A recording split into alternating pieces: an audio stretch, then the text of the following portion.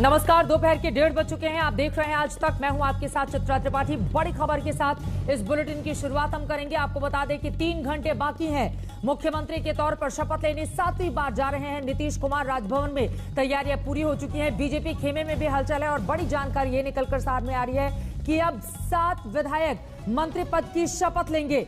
नीतीश कुमार का आज शाम 4:30 बजे शपथ ग्रहण समारोह। बीजेपी के 7 संभावित विधायक जो मंत्री बनने के लिए जा रहे हैं उनके नाम जान लीजिए। तारकिशोर प्रसाद, रेणु देवी जो उप मुख्यमंत्री बनेंगे। इसके अलावा अमरेंद्र प्रताप सिंह, मंगल पांडे, रामसूरत राय, रामप्रीत पासवान, जीवेश मिश्रा, ये 7 संभावित मंत्री हैं भारतीय जनता पार्टी की ओर से, जबकि 5 जेडीयू के कोटे से होंगे, 1 हम के कोटे से। जीतन राम मांझी के बेटे संतोष मांझी बनेंगे मंत्री, जो कि एमएलसी हैं। वो एमएलए नहीं है, एमएलसी हैं, 2018 में बने थे। संतोष मांझी बनेंगे मंत्री। और इसके अलावा 2018 में जिसका गठन हुआ था मुकेश सहनी, जिन्होंने कुल 11 सीटों पर चुनाव लड़ा, जिनमें से 4 पर जीत हासिल हुई थी। 1 मुकेश सहनी आज मंत्री पद की शपथ लेते हुए आपको दिखाई देंगे। सीधे रुख करेंगे पटना का। सुजीत झा इस वक्त हमारे साथ जुड़ चुके हैं। सुजीत, आपने खबर दी कि 7 संभावित चेहरे भारतीय जनता पार्टी के, और उसमें पूरा ख्याल रखा गया है जातिगत आधार के हिसाब से। अगर हम देखें तो अगड़े पिछड़ों को मिलाकर ये 7 चेहरे भारतीय जनता पार्टी की ओर से आगे किए गए हैं। बिल्कुल चित्रा, और मैं अभी मौजूद हूँ बीजेपी ऑफिस में। बीजेपी ऑफिस में काफ़ी हलचल है क्योंकि 2:40 पर यहाँ पर गृह मंत्री अमित शाह और बीजेपी के राष्ट्रीय अध्यक्ष जेपी नड्डा पहुंचने वाले हैं। तो पूरे कार्यालय को सजाया जा रहा है, संवारा जा रहा है। तो एक उल्लास का माहौल है यहाँ पर। काफ़ी मात्रा में यहाँ पर कार्यकर्ता भी मौजूद हैं। लेकिन जो 7 संभावित जो मंत्री पद के उम्मीदवार हैं वो उसमें साफ तौर पर आप देखेंगे कि जातीय समीकरण का पूरा ख्याल रखा गया है, जिसमें तारकिशोर प्रसाद पिछड़ी जाति के हो गए, रेणु देवी अति पिछड़ी जाति की हो गई, अमरेंद्र प्रताप सिंह राजपूत हो गए, मंगल पांडे ब्राह्मण हो गए, जीवेश मिश्रा भूमियार हो गए, और रामसूरत राय जो कि यादव समुदाय से आते हैं। तो ये सभी जातीय समीकरणों का ध्यान में रखते हुए बीजेपी ने ये संभावित लिस्ट दिया है। हालांकि आधिकारिक रूप से अभी इसको जारी नहीं किया गया है। मुझे लगता है कि अमित शाह और जेपी नड्डा के आने के बाद भी कुछ ये लिस्ट जारी की जाएगी। हालांकि जो बिहार के प्रभारी हैं भूपेंद्र यादव, वो लगातार कह रहे हैं कि कुछ ही मिनट में इसको जारी कर दिया जाएगा। लेकिन नाम यही हैं जो हमें पता चला है, और ये इसलिए जरा पीछे अगर आप कुछ लोगों से बात भी कर पाए सुजीत, क्योंकि एक चीज महत्वपूर्ण है। इस सवाल के साथ मैं फौरन आपके पास आना चाहूंगी। चुनावों के दौरान भी हम सबने देखा था और आज भी जब शपथ ग्रहण समारोह है, एक तरफ जहां जेडीयू के दफ्तर में खामोशी छाई रहती है, तो वहीं बीजेपी के दफ्तर में एक अलग ही उत्साह दिखाई दे रहा है। और बीजेपी दफ्तर को दुल्हन की तरह सजाया भी जा रहा है। वहां पर एक अलग ही तस्वीर नजर आ रही है। जरा लोगों से बातचीत भी कीजिए सुजीत। क्या सरकार बन रही है? कितने मंत्री बन रहे हैं? आपके जो हम लोगों ने नाम दिया 7 नाम है। नहीं, देखिए ऐसा है कि अभी तो फर्स्ट फेज में बन रहा है और फिर बाद में इसका पूरा विस्तार होगा। तो अभी तो जो चर्चा आई है वही लोग होंगे, और मुझे लगता है कि कार्यकर्ताओं में बहुत उत्साह है। बिल्कुल जश्न का माहौल है, त्यौहार का माहौल है, और पूरी तरह से 74 सीट जितना नहीं, स्ट्राइकिंग रेट तो बीजेपी का पहले भी रहा है। इसलिए बीजेपी का स्ट्राइकिंग रेट अगर आप देखेंगे तो मुझे लगता है 2005 में भी बहुत अच्छा था, 10 में भी बहुत अच्छा था, इस बार भी अच्छा है। तो इसलिए उसमें कहीं नहीं है। बीजेपी के वर्कर में और एनडीए के वर्कर में उत्साह है, जोश है। और खास करके जब आज राष्ट्रीय अध्यक्ष जी आ रहे हैं और अमित शाह जी आ रहे हैं जो गृह मंत्री हैं, तो इस लेकर के भी है। कार्यक्रम उनका चल के हाँ, क्या कार्यक्रम है यहाँ पे? वो आएंगे और फिर पार्टी कार्यालय आएंगे। तो पार्टी कार्यालय आएंगे तो यहाँ भी कुछ मिलेंगे, वर्कर से मिलेंगे, लोगों से मिलेंगे। उसके बाद जो है फिर यहाँ मिलने के बाद वो ओथ सेरेमनी में जाएंगे। वहाँ पर राजभवन में ओथ सेरेमनी में रहेंगे, और मुझे लगता है कि फिर आज ही उनकी जाने का भी प्रोग्राम है। चित्रा पटना का मौसम भी बदल चुका है, तेज हवाएं चलने लगी थी और अभी बदली भी छा गई है। थोड़ी देर के बाद 2:40 पर अमित शाह, गृह मंत्री और जेपी नड्डा यहाँ पहुँचेंगे। यहाँ प्रमुख लोगों से वो मुलाकात करेंगे, जो पार्टी के प्रमुख लोग हैं। सजाया गया है पूरे कार्यालय को और आप देख सकते हैं सबका कटआउट लगा हुआ है। भूपेंद्र यादव, अमित शाह, राजनाथ सिंह, एक तमाम लोगों के कटआउट्स हैं। आपको कोने में सुशील कुमार मोदी का भी कटआउट दिखाई देगा, जो कि कोने में चला गया है। आपको पता ही है जिस तरीके से उनको उप मुख्यमंत्री पद से हटाकर कहीं और मौका देने की कोशिश की जाए। ये बताइए कि जो सुशील मोदी जी, क्योंकि एक पूरा चेहरा थे बिहार के बीजेपी के, उनको इस तरह से करने से पार्टी पर क्या असर पड़ा? पार्टी के लोग क्या सोचते हैं? देखिए, सुशील जी तो नेता हैं, नेता रहेंगे ही। और सुशील कुमार मोदी बिहार के एक स्टैब्लिश लीडर हैं। तो संगठन में बीजेपी को जब हम बोलते हैं party with A difference, party with A mission और पार्टी विथ आइडियोलॉजिकल मूवमेंट, तो दायित्व समय समय पर मिलता है। और खास करके फिनांस के एक्सपर्टीज हैं सुशील कुमार मोदी जी देश में, चाहे वो जीएसटी का मामला रहा हो या और चीज़ें रहा हो, तो उनके अनुभवों का तो लगातार, ये पार्टी कोई वन मैन शो वाली पार्टी तो है नहीं, ये कोई परिवार वाली और वंश वाली तो पार्टी है नहीं। सुजीत, एक बार फिर से जरा वो तस्वीरें, सुशील कुमार मोदी की का जो कटआउट है उसको कैसे कोने में पहुंचा दिया गया है। एक तो कुर्सी भी डिप्टी सीएम के ले ली, कटआउट भी सही जगह नहीं लगा। और दूसरा सवाल, जिन संभावित 7 चेहरों के नाम आपने भेजे हैं, मैं चाहूंगी एक बार उसका जिक्र भी आप जरूर करें।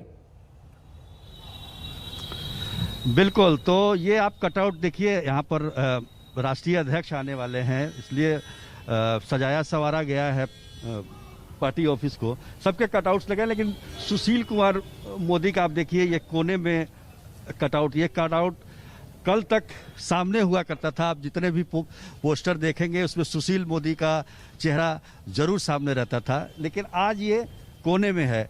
तो इसी से आप अंदाजा लगा सकते हैं कि हालांकि सुशील मोदी उप मुख्यमंत्री के तौर पर उनका काफ़ी अच्छा रिकॉर्ड रहा है और लोगों को पार्टी में भी, बीजेपी के पार्टी के नेताओं को भी काफ़ी आश्चर्य लगा नेतृत्व के इस फैसले से।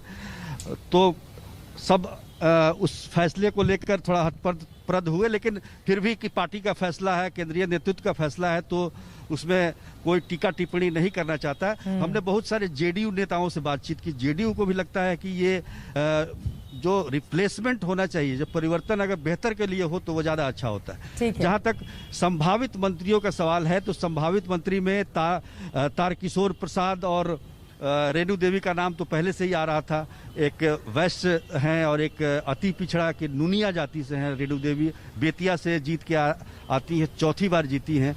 उसके बाद अमरेंद्र प्रताप सिंह, जो कि काफ़ी आरा शहर से जीतते रहे हैं, 7वीं बार जीते हैं अमरेंद्र प्रताप सिंह, राजपूत हैं वो।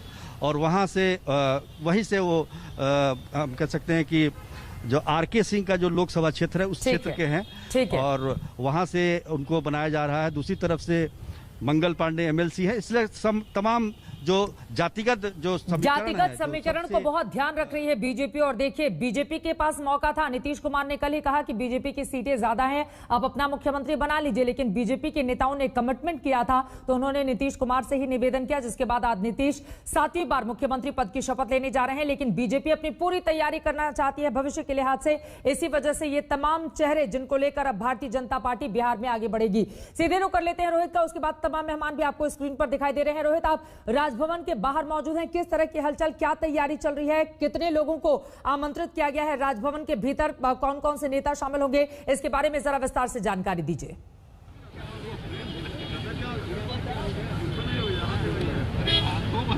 देखिए चित्रा, राजभवन के बाहर इस वक्त हम लोग मौजूद हैं। 4:30 बजे का वक्त है जब नीतीश की ताजपोशी होगी और अब तक की जो जानकारी आई है, कुल मिलाकर 15 लोग जो हैं अभी जेडीयू, बीजेपी, हम और वीआईपी से जो है वो मंत्री की शपथ लेंगे नीतीश कुमार के साथ साथ। और यहाँ पे देखिए हलचल जो है धीरे धीरे तेज हो रही है, क्योंकि गृह मंत्री अमित शाह और बीजेपी के राष्ट्रीय अध्यक्ष जेपी नड्डा यहाँ पहुँचने वाले हैं। तो जाहिर सी बात है जो बीजेपी का एक वर्क प्लान होता है, वर्क कल्चर होता है कि किसी भी चीज़ को एक बड़ा इवेंट में तब्दील कर देना, तो जाहिर सी बात है इस शपथ ग्रहण में जब अमित शाह और जेपी नड्डा मौजूद रहेंगे तो एक बहुत बड़ा इवेंट हो जाएगा यहाँ पर। उसी को लेकर यहाँ पर तैयारी जो है वो लगभग पूरी की जा चुकी है। रह रहकर जो है पूरे सुरक्षा कर्मी जो है लगातार यहाँ पर पहुँच रहे हैं और रेकी किया जा रहा है।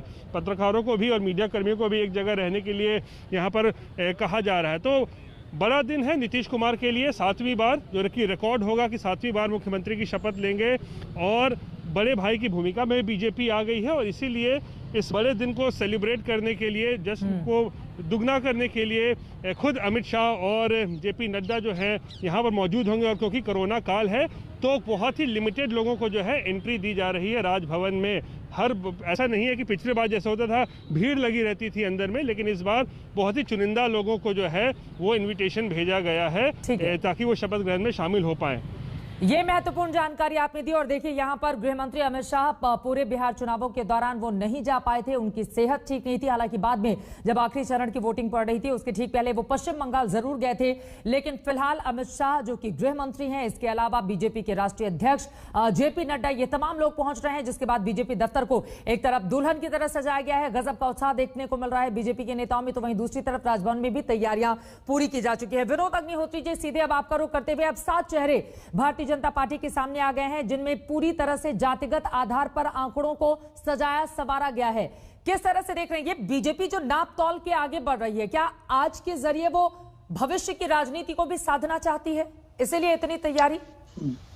निश्चित रूप से चित्रा जी, मैंने पहले भी कहा कि भारतीय जनता पार्टी दीर्घकालिक राजनीति करती है, वो शॉर्ट टर्म या शॉर्ट टाइम जल्दीबाजी की राजनीति नहीं करती। इसीलिए आप देखिए, जो पहले हम लोग बात कर रहे थे कि 4 मंत्री होंगे, 4 मंत्रियों में कौन कौन होगा, लेकिन अब 7 मंत्री बन रहे हैं। 7 में 1 राजपूत, 1 ब्राह्मण, 1 भूमिहार, 1 वैश्य, 1 ओबीसी। इस तरह से जो सामाजिक संतुलन है उसको बनाने की भारतीय जनता पार्टी कोशिश कर रही है। जनता दल यूनाइटेड से 4 मंत्री होंगे जैसा कि आप संवाददाता बता रहे हैं। लेकिन मेरा एक प्रश्न ये है, अगर बीजेपी कोई प्रवक्ता हो तो उनसे पूछना चाहिए कि हमारे प्रधानमंत्री नरेंद्र मोदी जी का नारा है सबका साथ सबका विकास, और बिहार में करीब 14% मुस्लिम हैं। तो अगर जेडीयू की तरफ से भी कोई मुस्लिम नहीं होगा, बीजेपी की तरफ से कोई मुसलमान नहीं होगा, तो क्या संदेश जाएगा? ये प्रश्न मुझे लगता है उठाना चाहिए, क्योंकि जब हम सबकी बात करते हैं, ठीक है चुनाव कौन किसके साथ लड़ा, किस वर्ग ने किसको वोट दिया, लेकिन ये देश तो और प्रदेश तो सबका है। तो इस पर भी भारतीय जनता पार्टी जैसी राष्ट्रीय पार्टी को जरूर सोचना चाहिए और नीतीश कुमार जी को भी सोचना चाहिए। दूसरी बात यह है कि अभी मैंने आपसे कहा था कि नीतीश कुमार जी पूरे कार्यकाल मुख्यमंत्री रहेंगे या नहीं रहेंगे ये भविष्य तय करेगा, लेकिन भारतीय जनता पार्टी 2025 का चुनाव जब भी लड़ेगी बिहार में तो अपने चेहरे के साथ लड़ेगी।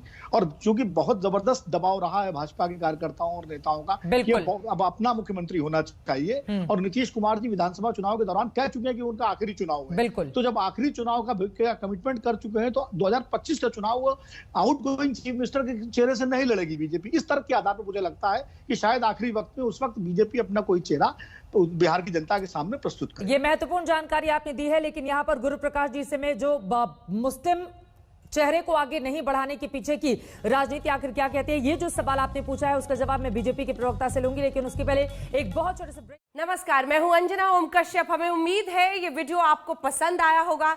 लेटेस्ट खबरों के लिए यूं ही देखते रहिए आज तक, और इस वीडियो के पसंद आने पर लाइक, शेयर एंड सब्सक्राइब करना ना भूलें।